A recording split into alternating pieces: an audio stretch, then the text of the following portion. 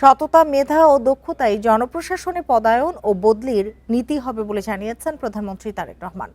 জনপ্রশাসন ঠিকভাবে কাজ করাতেই 12 ফেব্রুয়ারির ভোটে জনরায়ের প্রতিফলন হয়েছে বলে মন্তব্য করেন তিনি। রোববার সকালে রাজধানীর ওসমানী মিলনায়তনে জেলা প্রশাসক সম্মেলনের উদ্বোধনে প্রধানমন্ত্রী বলেন, দুর্নীতির সঙ্গে কোনো আপোষ করবে না সরকার।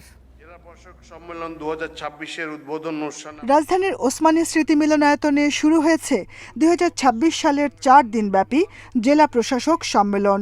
সকালে সম্মেলনের উদ্বোধন করেন প্রধানমন্ত্রী তারেক রহমান।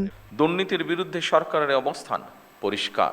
জেলা প্রশাসকদের উদ্দেশ্যে প্রধানমন্ত্রী বলেন, একটি ন্যায়ভিত্তিক দেশ গড়তে কাজ করছে সরকার। দুর্নীতির সঙ্গে কোনো আপোষ করা হবে না।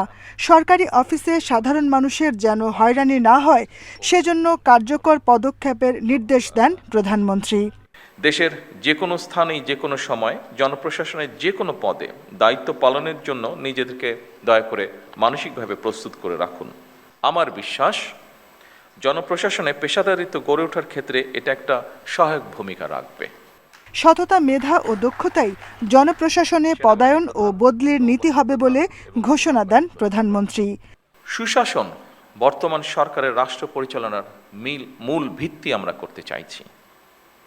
সুশাসনের জন্য প্রয়োজন দক্ষ ব্যবস্থাপনা, যোগ্য নেতৃত্ব এবং অবশ্যই জবাবদিহিতা।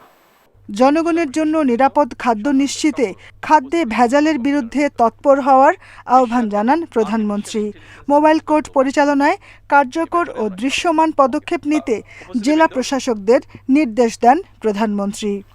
মোবাইল কোর্ট পরিচালনা কার্যকর, নিয়মিত এবং দৃশ্যমান করার জন্য জরুরি পদক্ষেপ বা জোর পদক্ষেপ আপনারা দয়া করে গ্রহণ করবেন, যাতে করে আইন লঙ্ঘনের ক্ষেত্রে তাৎক্ষণিক ব্যবস্থা গ্রহণ করা যায় এবং জনস্বার্থ সংশ্লিষ্ট অপরাধ দ্রুত দমন করা সম্ভব হয়।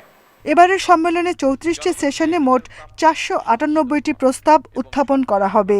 গুরুত্ব পাচ্ছে জনসেবা, স্বাস্থ্য খাত, অবকাঠামো ও আইন শৃঙ্খলার উন্নয়ন।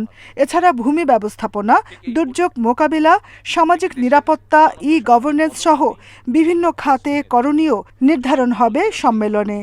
জনপ্রশাসন যদি সঠিকভাবে কাজ করে তাহলে অবশ্যই জনগণের রায় যে প্রতিফলিত হয়। Jahanara Parvin, independent news, Dhaka.